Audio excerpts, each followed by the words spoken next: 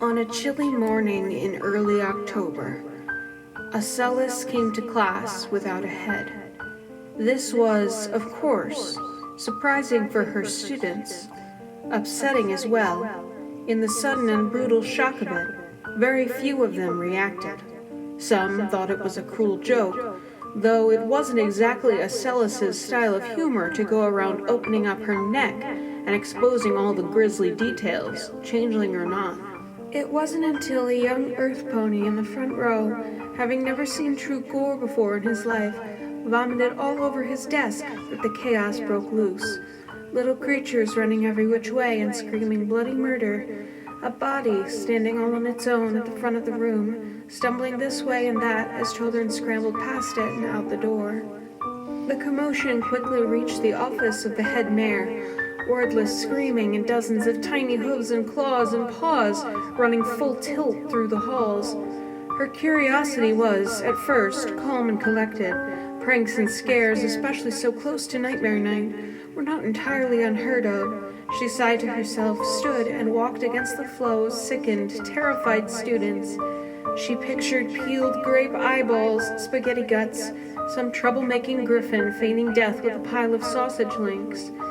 Starlight found the body of her former student standing stiff as a board, headless, in the destroyed remains of her classroom. The smell of bile and the sweeter, milder scent of the milky goo which throbbed in her open wound filled the classroom to such a degree that Starlight found it difficult to breathe. What else could she do? She called for an ambulance. "I'm so sorry for your loss," the EMT said, a soft hoof on Starlight's shoulder. Starlight chuckled. "Loss? She's right there. She's still alive." She gestured to the body, though couldn't bring herself to look at it directly. "We just need to find well, you're the doctor. What do we do?" The EMT shook her head. "Without the head, there isn't anything we can do for your friend," she explained. "And honestly, based on the wound, I'd guess her head isn't in very good condition." Good condition? It was a head, not a buckball rookie card. "There are some lesions along the carapace consistent with crushing. Starlight heard it as the hollow crumpling of a red plastic cup at a party. "My guess is that her head was caught in something," her instincts kicked in, and she pulled free. "Maybe something in the wood shop. Do you guys have a wood shop here?" Pulled. The horrible scrambling, the sound, crushing, pulling, a cellist thrashing about, head and limbs with separate goals, maybe screaming, maybe silence, maybe just the clack of hooves on linoleum. Even then, it's unlikely that... "We'll find it," Starlight said. Just don't go anywhere, okay? Don't go anywhere. We'll find her head." "Miss Glimmer, I really doubt that." "We'll find it," Starlight repeated. The EMT closed her mouth, barely holding back a low sound of dissatisfaction. She didn't say anything, didn't give permission either way, didn't even get to her protestations before Starlight Glimmer had sped out the door. School was dismissed not by the headmaster, not by the vice headmaster, but by Trixie, the guidance counselor, who seemed to somehow have the best head on her shoulders in the midst of this situation. Students were sent home shaken and nauseous and crying. A lingering scent of bile hung heavy in the halls. The body was locked into Starlight's office, also by Trixie. She prodded it slowly down the hall like a brainless goat, only making small sounds of displeasure as she did, as if it were a student with a nosebleed. The three administrators briefly considered splitting up to search the school, but quickly decided that coming upon the remains of an old friend together might be incrementally more bearable than finding it alone. This was one of the last coherent thoughts they managed to force out, though it came in a rush of adrenaline.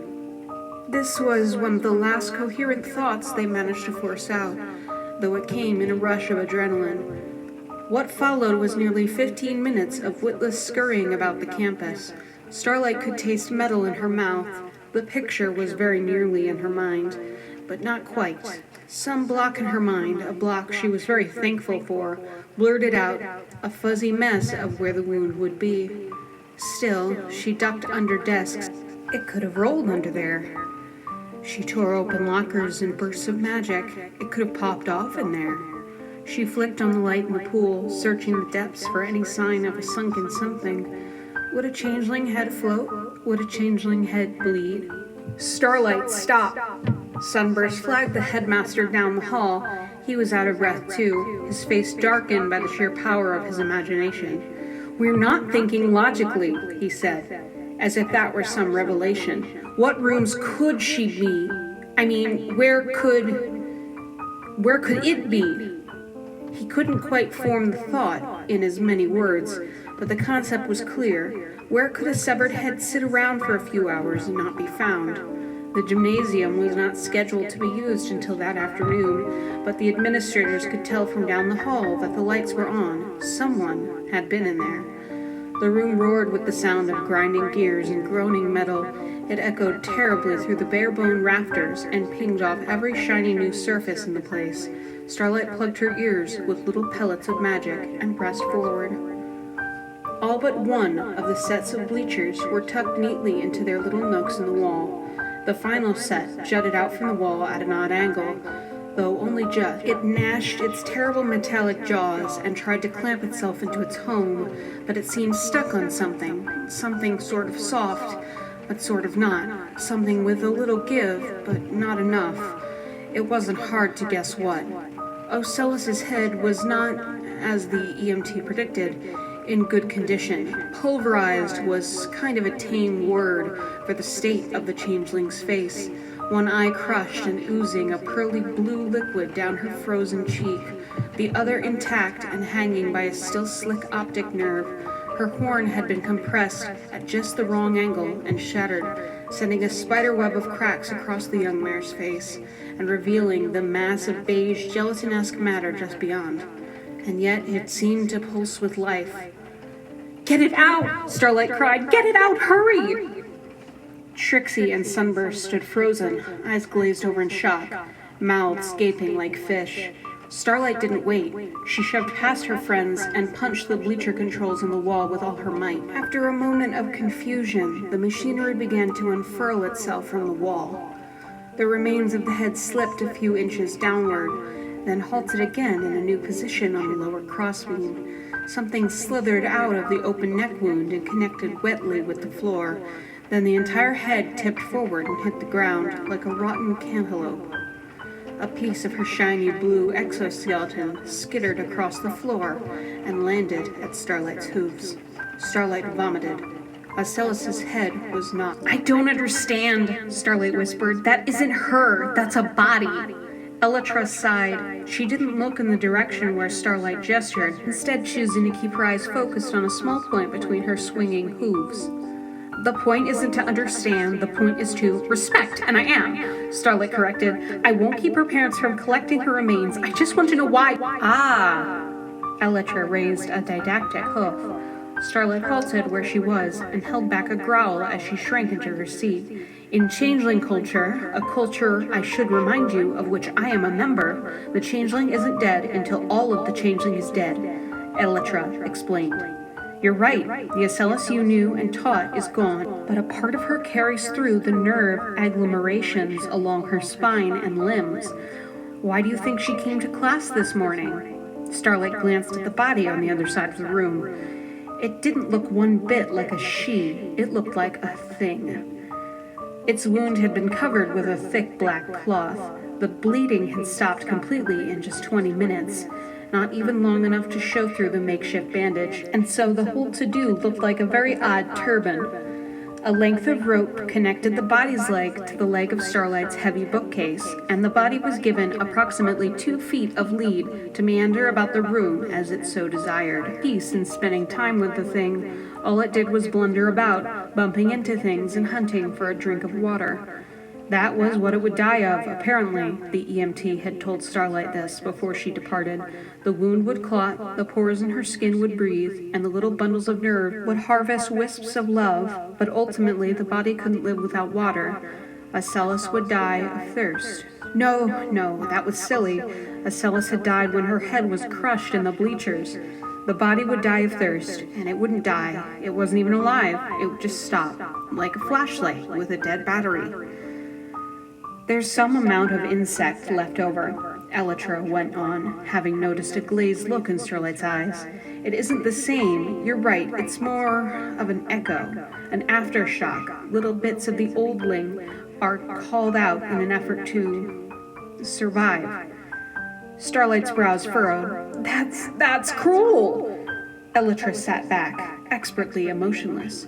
You're telling me that this echo of a Celis, of my student, is going to wander around for a week or more trying to come back to life? Starlight tapped her hoof firmly on her desk with each spat-out word. That is unimaginably cruel, unthinkably cruel. That's torture to no end!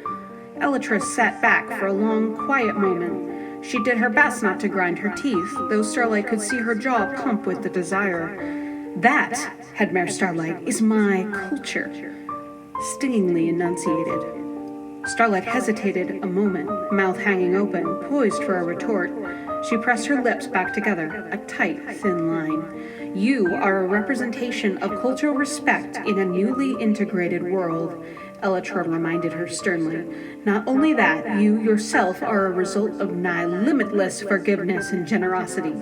Starlight closed her eyes. I know, she said softly. I am not here to debate the validity of changeling customs, Elytra said, her tone relaxing.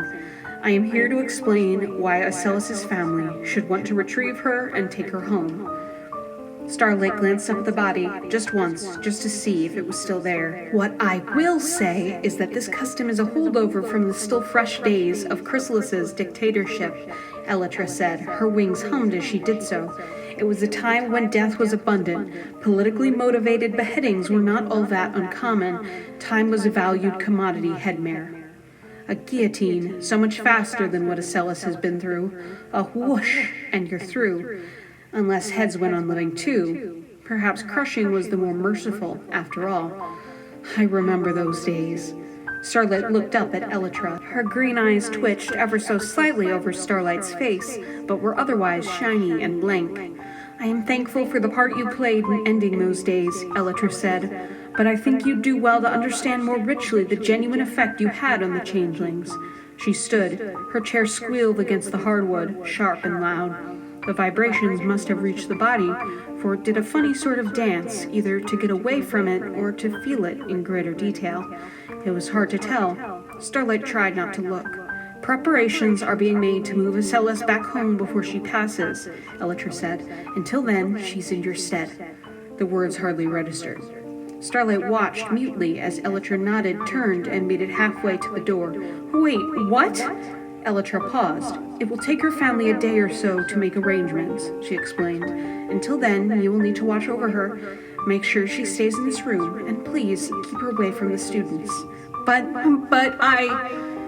The words wouldn't come. It was all Starlight could do, not to wail wordlessly at the thought of spending one more single second with the husk, the ponikin, the lifeless doll, which pulled rhythmically at its sleeve in the corner of her office.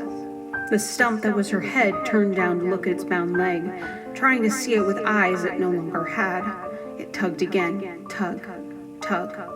You cannot be serious, Starlight said, her voice thin. There has to be another option, some sort of holding cell or kennel or storage unit or... Headmare Starlight, you have been given a blessing, Elytra insisted. More time with a loved one. Her family has entrusted you to care for her on one of her final days. And you would kennel her?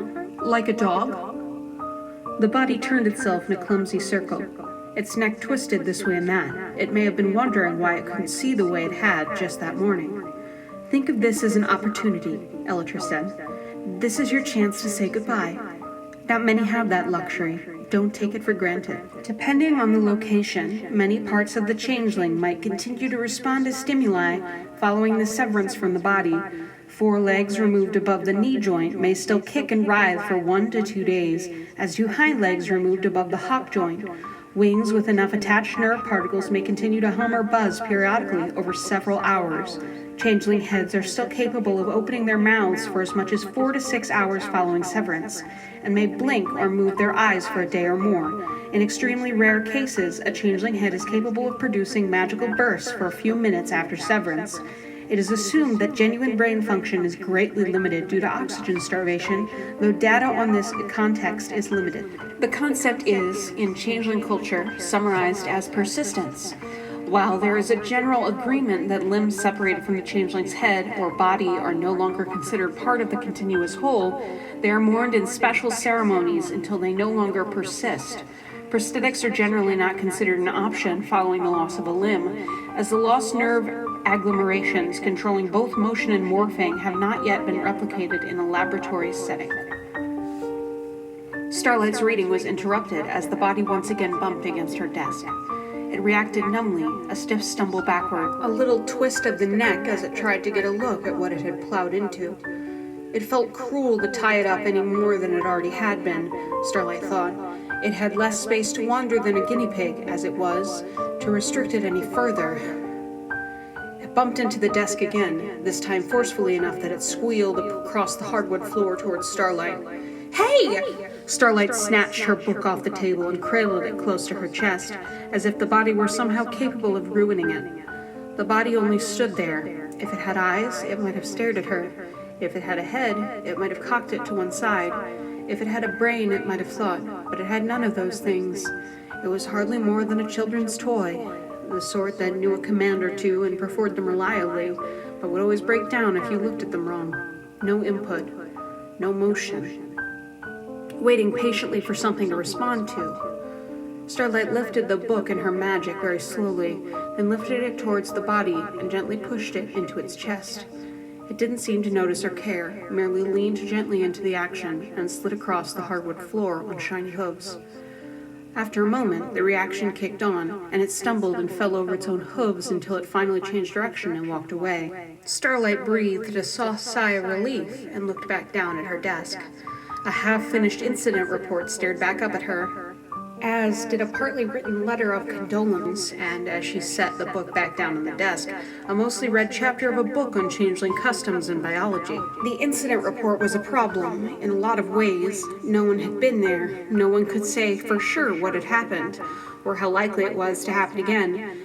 Did this require repairs? Rethinking of safety codes? Would the bleachers need to be removed and replaced with stationary models? That could be good, but it could be expensive.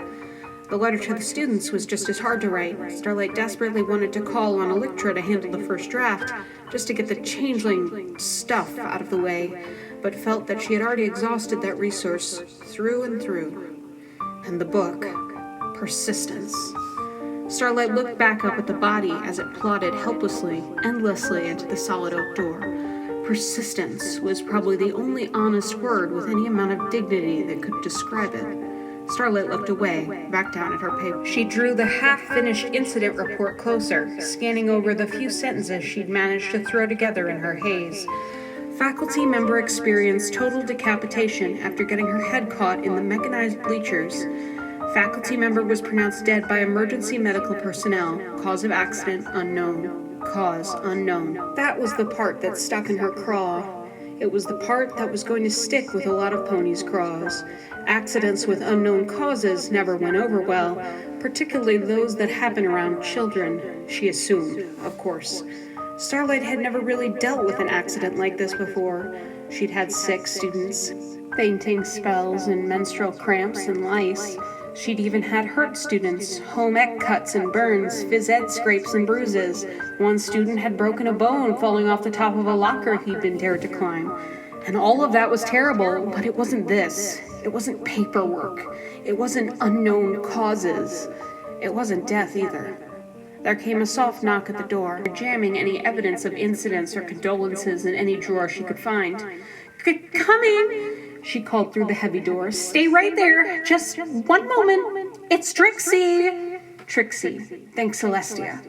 Starlight dropped her paperwork where it was and darted to the door, narrowly dodging an ill-timed stagger of the body, again testing the limits of its makeshift enclosure, tugging at the rope gently but earnestly.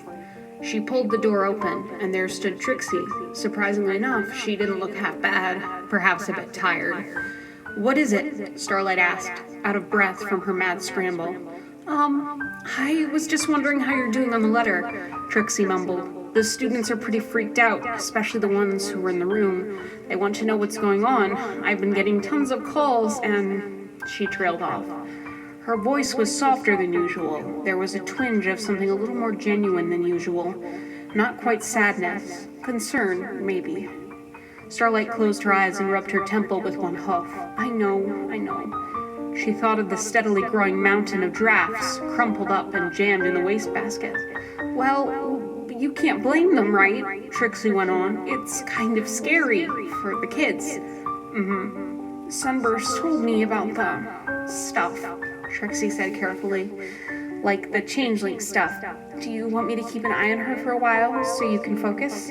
Starlight shook her head. No, I'm not going to do that to you. I swear I know what I'm doing, Trixie said, a twinge of dark laughter in her voice. It wouldn't be the first time I said it's fine, Trixie. Trixie pressed her lips into a thin line. She didn't answer. Starlight clenched her jaw and cleared her throat. Sorry. It's okay, Trixie said, and Starlight knew she meant it, even as flippantly as it spilled out of her mouth.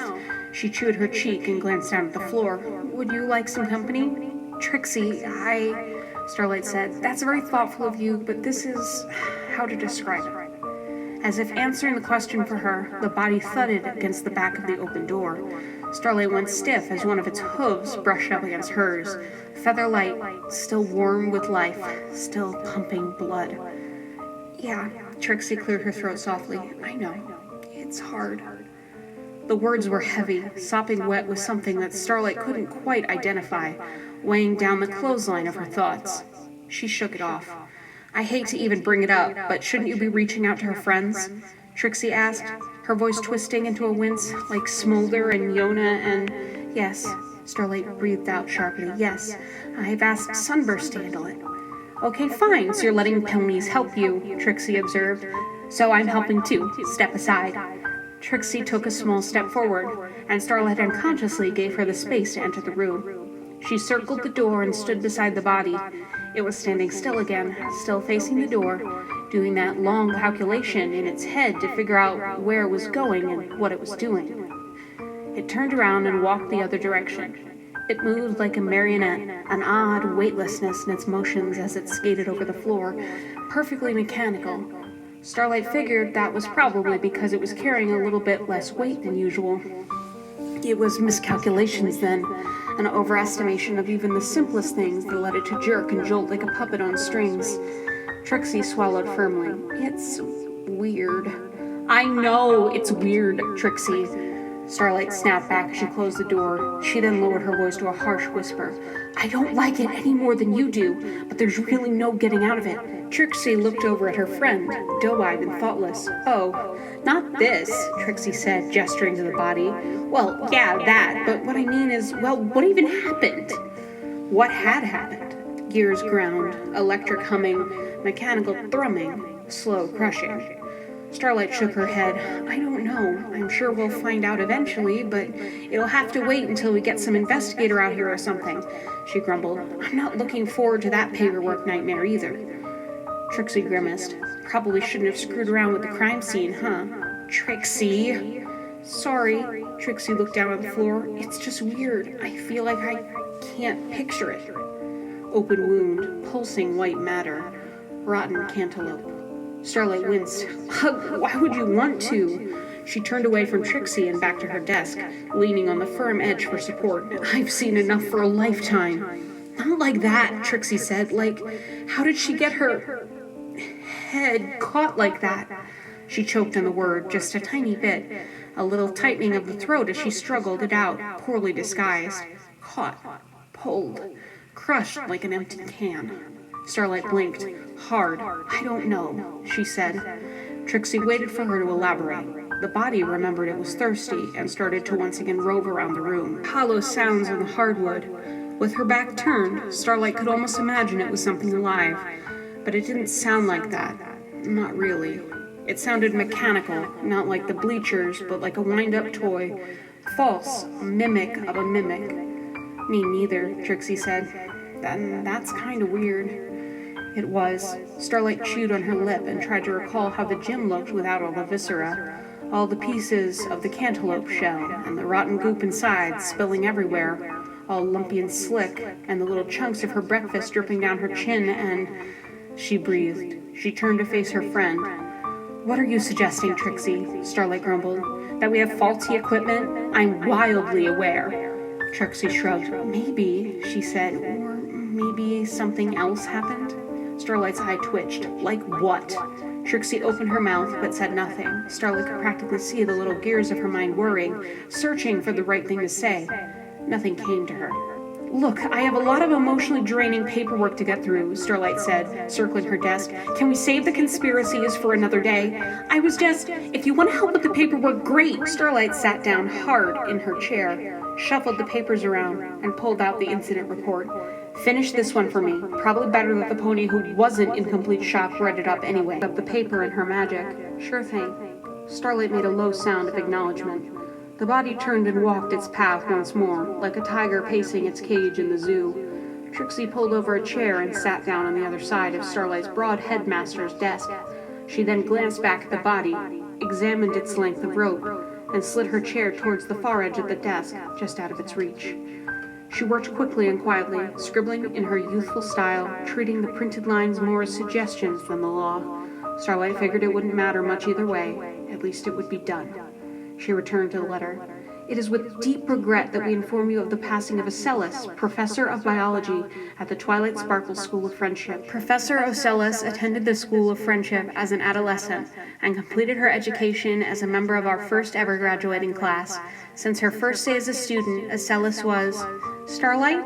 Starlight's quill paused and shuddered in the air. "Yes?" Trixie tapped the page with one hoof. "What do you think she was doing in there?" "In where?" "In the gym," Trixie said. "Especially so early. I mean, nothing was scheduled in there, right? That's why we looked there in the first place."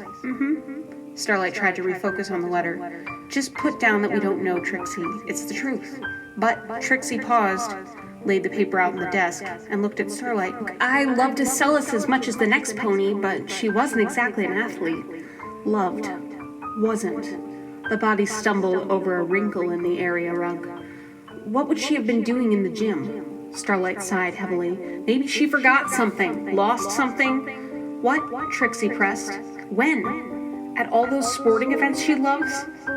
"Maybe another professor sent her to fetch something," Starlight suggested, though her voice was thin. She didn't quite believe it.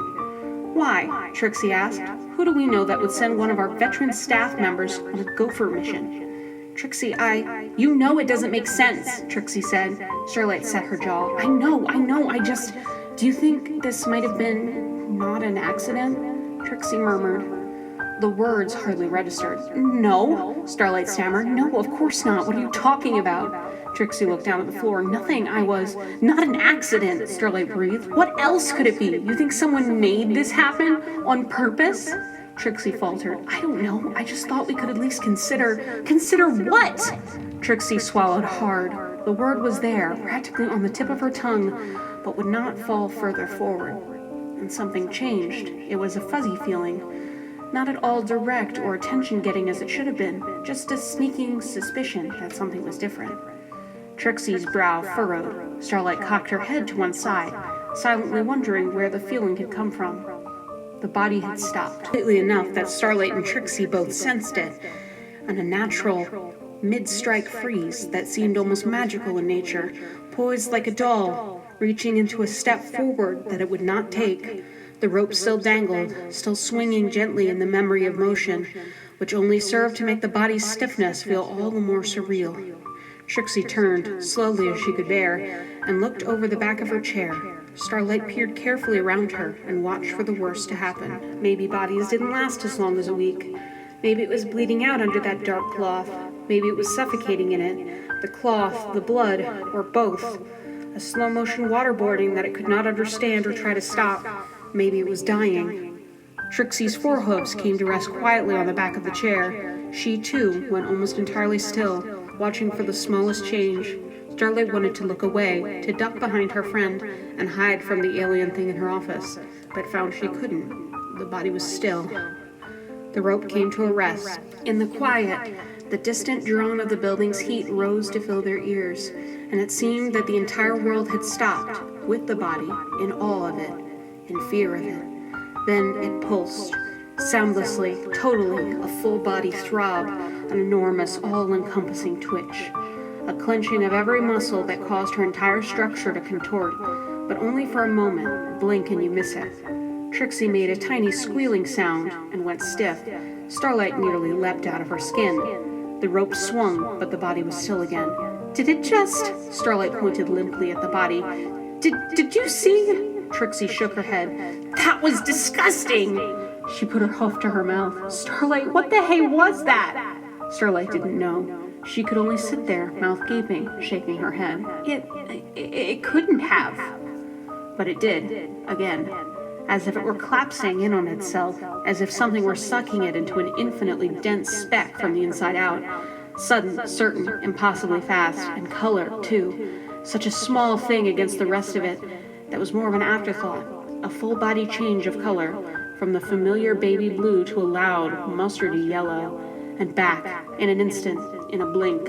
Starlight, in her shock, shot upright and stumbled backwards over her chair, her head locked dead ahead, her eyes fighting to look away even as she stayed trained on the thing with complete certainty. And again, a throb, a clench, turning puce this time, but in splatters, in patches. Trixie made a choked sound and similarly scrambled out of her chair and around the corner of the desk. She pulled her cloak up to her mouth in some small attempt to hide herself from the entirely alien creature on the other side of the room. They had almost heard it that time, the sound of enormous effort, of cellular-level force and power. Again, this time on one side, a concentrated effort, a directed crumpling like a plastic cup. Was that the sound it had made in her head? The pressure, the squeezing, crushing feeling, up until the sudden pop when it all had shattered and she'd gone away? Had it sounded like that? Her wing didn't come back that time. It crinkled into her side like a discarded sheet of paper, like the mountain of drafts in Starlight's wastebasket, a used-up mess of something just to the right of natural. Trixie grabbed onto Starlight's leg. What is she doing? She cried. Make her stop! Make her stop! But Starlight couldn't. Well, perhaps she could have. There may have been a spell for it. Maybe just the presence of her magic resting on the body's shoulder might have caused it to stop. Maybe she could have smoothed the wing out and set her back to normal. But Starlight was frozen at the spot as the body twitched and crumpled. No longer in one punch of force, no longer blink and you miss it. This was elongated, this was strain and pain and need, forceful and purposeful. The body lifted its foreleg, through the grinding and straining, shook it violently. Shook it like you'd shake to get a rabid dog off you. Shook it like it was the only thing that could save it. Shook it hard and crazy, and it moved it in ways it shouldn't have been possible to move, as if it were on fast forward, in the terrifying speed of a mismanaged nightmare. The lead dropped. The frantic shaking stopped. The hum came to a sudden end, hardly tapering before silence rushed in and the room was deadly silent. The body stood, rock solid and yet so fragile, at the center of the room, its rope now in a pile on the floor beneath it. It reminded Starlight not of a statue, but of a doll, balanced precariously, too light for its own good, a little bit lopsided from a cheap mold. It fluttered its wings, another tiny thrum. Then it turned and steadfastly walked directly into the heavy wood door. Trixie gasped softly, a half-baked swear tumbling out of her mouth. She looked at Starlight, a wordless horror in her eyes, and slowly stood to get her full height. What are you? She's trying to leave, Trixie murmured, as if she didn't quite believe it herself. The body paused, processing its failure, and tried again. It didn't quite thud the way one would expect.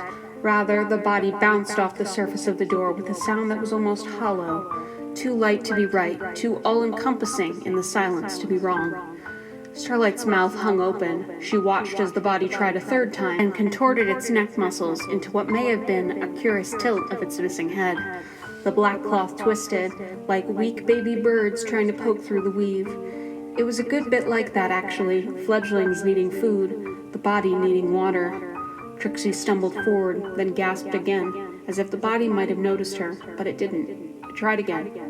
Trixie didn't even glance back at Starlight. She merely reached forward with a tendril of magic towards the door, Trixie! Starlight scolded through clenched teeth. Stop it! Trixie looked back at her friend, scowling. Starlight didn't know what that meant. The door creaked, slow and weary, as it swung out into the hall. The body did not react. It couldn't have. It didn't know where the door was, or that it could open, or what lay past it. It only knew that it couldn't go that way, but it would try again. In the long moment it took the body to process its last attempt, Starlight did nothing. She could have, of course. She could have slammed the door shut and locked it. She could have leapt on the body and tied it back up. But she didn't do any of those things. Both mares only watched as the body of Ocellus straightened up and strode through the door. It took a right. It kept walking. Those light little hoof steps, clicking softly down the hall, echoing across the tile and the cinder block walls, like dull stick floors, like a stiff-legged ponikin. Trixie and Starlight exchanged a look, and Starlight finally found her voice. Go! But follow it! Starlight ordered, shooing the mare out from behind the desk. Go! Go! Trixie remained immobile, and so Starlight gave her a small shove to get moving. The pair tumbled over one another as they scuttled towards the door in pursuit of the now rogue body. The school halls were dark and warm, which felt out of place given their size. Places like this, with echoes and hard tile and cinder blocks, ought to be cold, but the school's heat had only just been turned on last week, and so it filled the halls with a musty smell and stifling warmth that Starlight desperately wanted to escape. The two mares stalked the body at a distance. The distance was meant to be safe, perhaps even comfortable, but nothing about the situation felt safe or comfortable in the least. At times, the body would turn a corner, and only the sound of stilted, hollow clicking led the mares through the darkness. Does Ocellus still live in Ponyville? Starlight whispered. Trixie shot her a look. She did, she corrected gently. What's that got to do with anything? Well, do you think she's trying to go home? Starlight hissed back. She walked herself to class this morning. Maybe she knows her shift is over. This isn't exactly the most straightforward way to get to the front door, Trixie pointed out, and Starlight had to agree. The body was, in fact, walking itself deeper into the school, towards what Starlight couldn't guess. What flicker of a memory could be guiding it this way? That's what it was, right? An echo, latent programming, autopilot, routine. It wasn't true thought or reasoning, because if it was, but the routine had been broken. It had been broken the moment Starlight had lashed her to the bookcase. Ocellus wasn't exactly in the habit of visiting Starlight's often, after all. What business did she have there? And yet the body had walked itself out. It was still twitching, not nearly to the degree it had in the office, but every now and then it hiccuped, just a little fizzle of something forcing its way to the surface. It was hard to see in the dark, and that was fine with Starlight. Her classroom, Trixie said. Her classroom, Trixie repeated. That's where she's going, it must be. Starlight traced the path in her mind, retracing each twist and turn through the identical labyrinthian halls. Some relief that Starlight realized Trixie must be right. They were on their way to a classroom, not the front doors, which might require them to wrestle the body back inside, not the gymnasium, where they might be forced to reckon with the remnants of violence which still lingered there. A classroom, a space designed for safety and stillness. Almost there. The body turned another corner and came to a robotic stop before a heavy wooden door. It was indeed Ocellus's classroom. There was a little cardstock image of a ladybug taped under the room number, a tiny symbol of herself. Starlight had always found it a bit funny that creatures without cutie marks tended to adopt an icon to represent themselves. Ocellus had changed hers frequently over the years. She remembered stacks of books being popular with her for a while, as she had always been quite studious. As her understanding of knowledge and intelligence grew, she had drifted away from books and towards more abstract items. A compass rose for finding direction, an apple for teaching, a magnifying glass for analysis, a quill for writing and understanding. But a few months ago, she had traded them all for the ladybug. It's what my parents call me, she had told Starlight, flaring her wings. My elytra red with spots. It's not exactly creative, but the students will get it. Elytra. Funny how it all came back around. It had seemed like a resignation to Starlight, and it seemed even more so now, as the body stood before the door, motionless, waiting for assistance, staring at the ladybug as one might stare into a mirror. Trixie nudged Starlight. What? Starlight snapped back. I think she wants to go inside, Trixie said. Starlight scoffed. "Since when are you an expert on what it wants?" she accused. "It doesn't want anything. It's just looking for water." Trixie's face softened, though her new expression did nothing to comfort Starlight. "Why do you keep doing that?" "Doing what?" "Calling her it." Starlight set her jaw. "We're taking the body back to my office. This is ridiculous." "But," thud. Starlight and Trixie ceased their bickering and snapped their mouths shut, turning to look at the door that the body had thrown itself into. There was hardly a second to think before it wound up and did it again. Thud. Trixie gave Starlight one final stern glare and lit her horn to open the door. "Trixie!" Starlight stuck her leg out in front of her friend and held it back from the door. "I'm supposed to watch it, me! And you're doing it wrong!" Trixie argued, shoving Starlight aside and moving in towards the door. She had to nudge the body out of the way.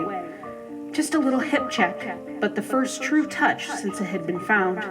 Its hue shifted, a tiny change from one baby blue to another. Trixie didn't even notice it.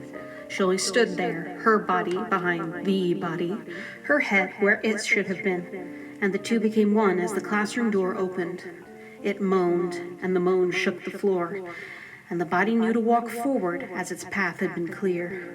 Starlight found that she couldn't quite breathe. Trixie did not follow the body right away. She stood still, holding the door for it, and glared past it to Starlight. "Trixie, don't." Trixie shook her head. "You don't get it, okay? And honestly, I'm glad you don't. I hope you never get it." Starlight stuttered, something incoherent. "What are you talking about?" Trixie stalked toward her and spoke in a low, quick voice. "I'm talking about what it's like to have only a piece of someone you care about. You think that's unique to changelings?" "My mom had dementia," Trixie said simply. I told you that before." Starlight closed her mouth. She remembered it now. How could she have forgotten? She hadn't known Trixie then, back when her mother was, well. But every now and then, a memory of the mare would bubble to the surface, and Trixie would reminisce. And then it would be poisoned by some unseen, unheard trigger, the warm nostalgia in her eyes replaced by something else, milk of the past gone sour. You follow them around and you indulge their whims, and you take what you can get, Trixie huffed. Okay? Okay. Trixie said nothing more. She followed the body into the classroom. It hadn't taken it long to find a new mission. Thankfully, mercifully, the body was no longer throwing itself in obstacles. Rather, it was standing behind Ocellus's desk and kicking repeatedly at the drawers on its left side, but still made a horrid rattling sound with each kick. All the confiscated knickknacks and loose office supplies jangling around. Wud. It sounded kind of like little pieces of exoskeleton clattering to the floor. What? Trixie rushed in, and Starlight suddenly saw the care with which she approached her student's remains. With one gentle hoof, she pushed the body away, and it obliged. She looked at it, not where its eyes might have been, but where the top of it truly was, right into that bundle of black cloth, and it calmed. Trixie opened the top drawer and began to paw through the mess inside. Starlight crept just a small step closer, hoping to peer over Trixie's shoulder. She imagined that the body, in its hunt for water, might have remembered a drink stashed away, a soda, maybe, an empty travel mug. She tried not to picture what it might look like, should it beg for a sip. Nothing in the first drawer, evidently. Trixie closed it and opened the next, and she froze. Starlight edged the tiniest bit closer, but caught the body shuddering out of the corner of her eye and leapt back. "What?" Starlight asked. Trixie did not reply. She sank to the floor and wordlessly lifted something out of the drawer. "What?" Starlight repeated. "Trixie, what is it?" Trixie looked over her shoulder at Starlight. Her eyes had grown glassy, her face stony. She held up a small white envelope. On it, for words in her impeccable script, "To my guidance counselors." The mares looked at each other and shared two thoughts, us and, oh no. Trixie eyed the body cautiously before standing and scuttling to Starlight's side. Her magic tore the top of the envelope neatly away and tugged out the paper folded inside. Starlight remembered suddenly that Ocellus had asked where she kept her stationery just yesterday. The letter was brief, and yet it took quite a long time to read. Starlight's eyes kept going fuzzy. She had to keep returning to the start, only to go fuzzy again a few lines later. She had to keep squeezing her eyes shut and willing away the babbling voices in her mind as she stared down at the paper lit by her friend's magical grasp. There was no greeting, The letter only started, as if in the middle of a thought. I've talked with each of you about my struggles with identity. I'm not the only changeling to feel as if I don't know myself, but I certainly think the feeling has lingered on a little longer than perhaps it should have. I've tried on many hats and none have fit quite right. It is what it is. I won't bore you with the same old arguments I always dropped on your desks. The feeling of wearing a mask that never went away, the feeling of emptiness when I was alone that never went away. I've always felt like I somehow don't have object permanence for myself, that whenever you all take your eyes off me, I cease to exist. The longer I go on this way, the harder I find it to do the things that I must. How can I care for myself when I don't know who that is? How can I help little creatures find themselves when I still haven't found who I'm supposed to be? It feels like watering and pruning a finicky houseplant that I don't particularly like the look of, not even full bloom. It's very tiring. I'm very tired. I'm long past the life expectancy of changelings in the old days anyway. I can't keep expecting others to uphold the myth of my existence. What damage does it do to you all to keep the story straight? I am, generously, a loose pile of threads, and I ask you all to make me into a quilt. It isn't fair. I'm just very tired. I'm sorry. Trixie's magic shook as she turned the paper over, though there was nothing else to read. She frantically tore open the envelope and searched for more, but still found nothing. She growled softly to herself, crumpled the envelope into a ball, and threw it hard to the ground. It made a tiny sound. The body stood vigilant. It didn't know the Maris had finished reading. It didn't know that each was trying not to cry. It only knew that its final whisper of a purpose had been completed, that it could return to its mission for water. It turned and walked until it bumped into a window, then stood still, calibrating. Trixie made a choked sound. You think it can't get worse than finding out she's dead. And then it does. The body turned a near-perfect 90 degrees and walked briskly along the windowed wall until it smashed into the next corner. Then it stood, calibrating. Why didn't she come talk to me? Trixie asked. Then, as if Starlight couldn't understand what she meant, she held the letter up to her. Why didn't she say anything? That isn't the point, Starlight said wearily. She reached out to take the paper from Trixie. It is too, Trixie argued, yanking the letter out of Starlight's grasp. We were friends. We were supposed to help her. She clearly needs a lot more help than we can give her. Stop it! Trixie pounded a hoof on the floor. The room went silent. The body was still calibrating, staring, if it could, dead ahead at the wall. It was still the way an insect is still, impossible to ascertain whether it was alive or dead. Insects didn't move in the little ways mammals did, that birds did, or reptiles, those tiny twitches of life, noses sniffling, ears swiveling, lungs breathing slow and steady. It just stood there, like a wax figure, like a cardboard cutout. And even as Starlight thought it, she heard something, a tiny sound, like a paper on the floor, like a wheeze, a soft, distant of the nostrils whistling. Starlight swallowed hard. She did not look at the body. Out of the corner of her eye, though, she could see it begin to move. It lifted one foreleg, one hoof, with all the grace of a gnarled, arthritic claw attempting to point. She glanced at it. She couldn't help it. It was shuddering, shaking like a leaf on a tree, only cellular, a deep, intrinsic quaking that caused all else to shiver in the way only a pony thing could. Flickering film, ticking clock. Then it collapsed again. Whomp. And even now, even in the darkness, Starlight could see that it was changing, more than color, more than the crumpling of a familiar shape. It was trying to do something else, trying to force something new.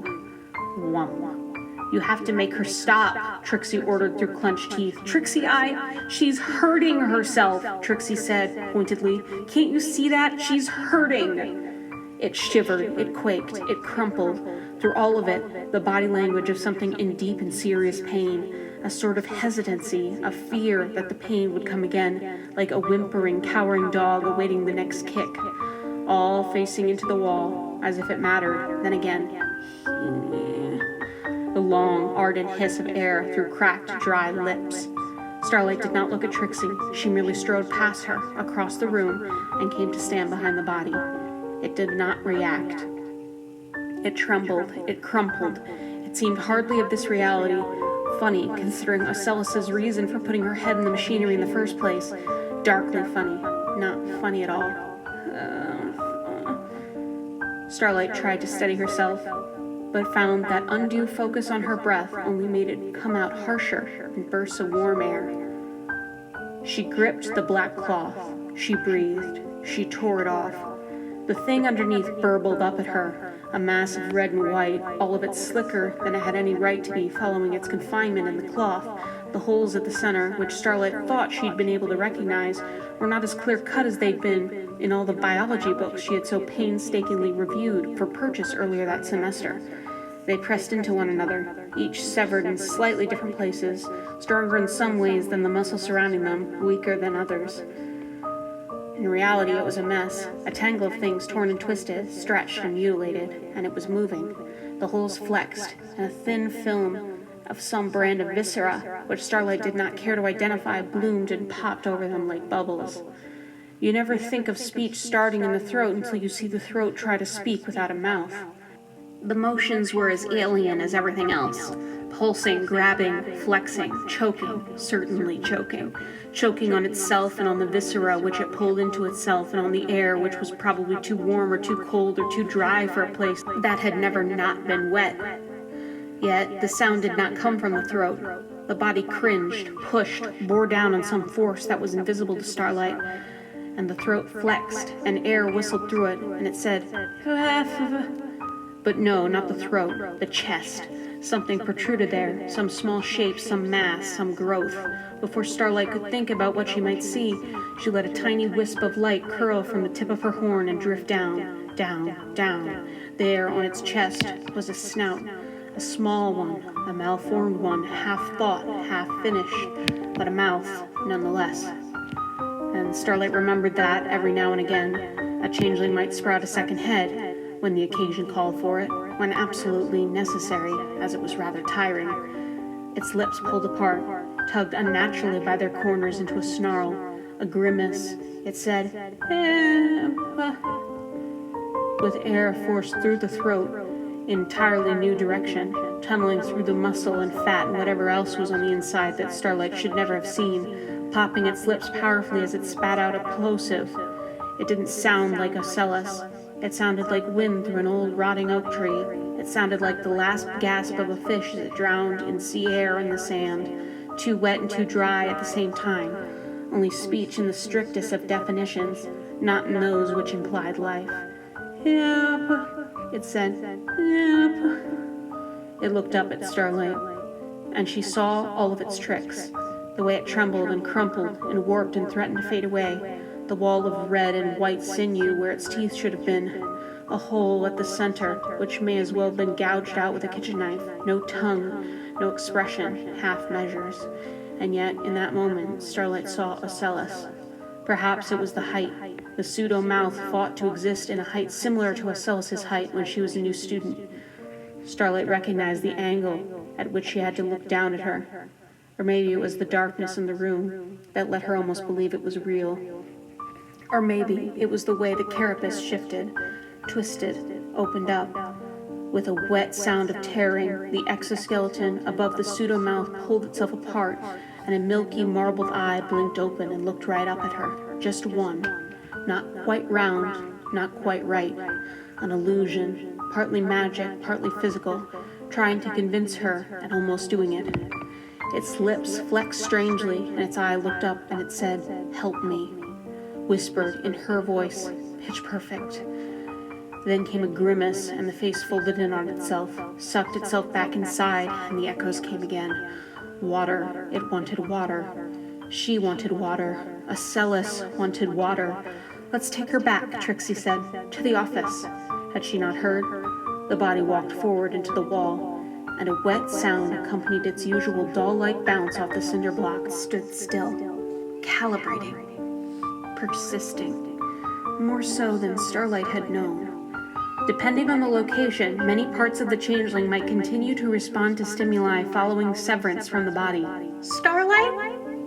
Trixie asked carefully. "Hey, Starlight!" Starlight did not take her eyes off the wound, still open and moving, still breathing, or trying to, still wet. Only living things were wet. In extremely rare cases, a changeling head is capable of producing magical bursts for a few minutes after severance. "Let's take her back," Trixie said again. You're right, it's too much for her. We should take her back. Starlight heard the voice that Trixie must have used with her mother. A lot of lost years. A bitter taste on the end of each golden memory. The damage of an imperfect echo.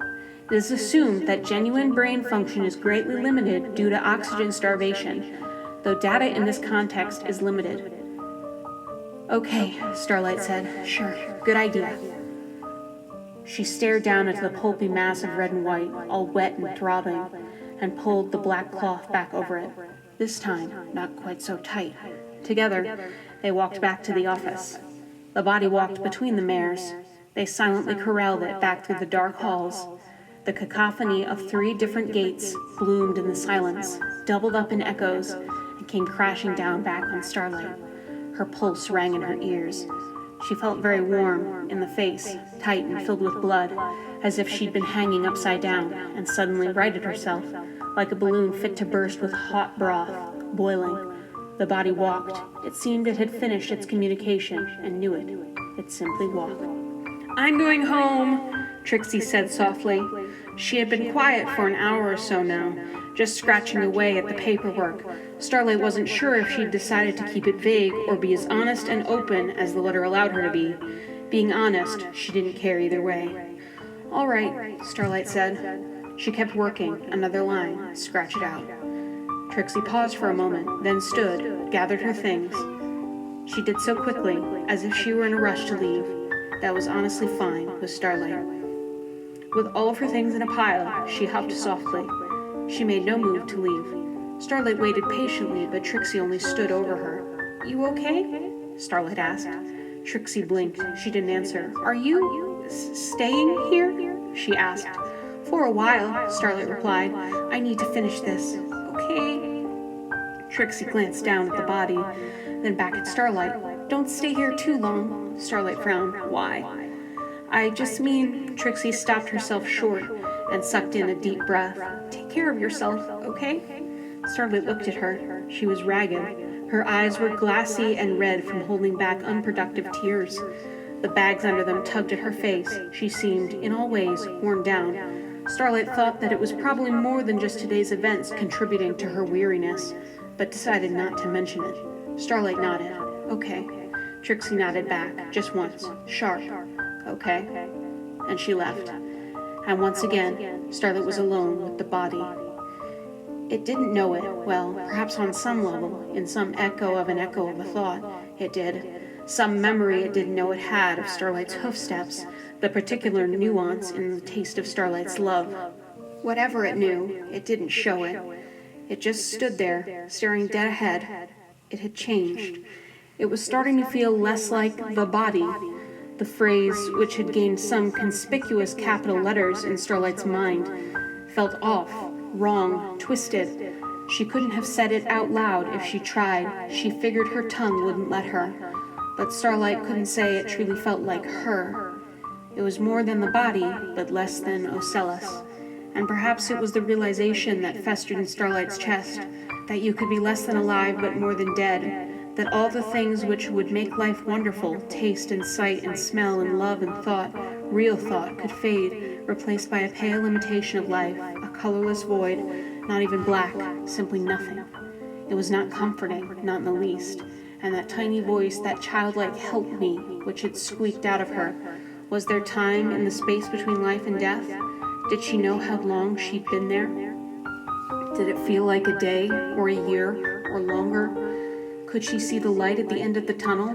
Had she only traded the agony of life for the agony of a slow, endless death?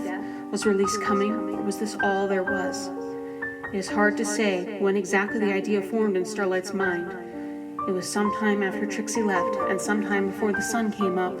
Regardless, after some time had passed, the cloud of fears and wondering solidified into a simple thought. She was hurting. She doesn't deserve it. The unimaginable cruelty which had shaken Starlight that morning, previously no more than hypothetical, had become all too real. She didn't overthink the how. Ocellus had chosen. It was what destroyed you on a small enough level that nerve agglomerations could no longer retain that echo. A complete death necessitated pulverization. And so, thinking logically and mercifully, Starlight pulverized the body of Ocellus. She did so quickly behind the bookshelf she'd been lashed to all day.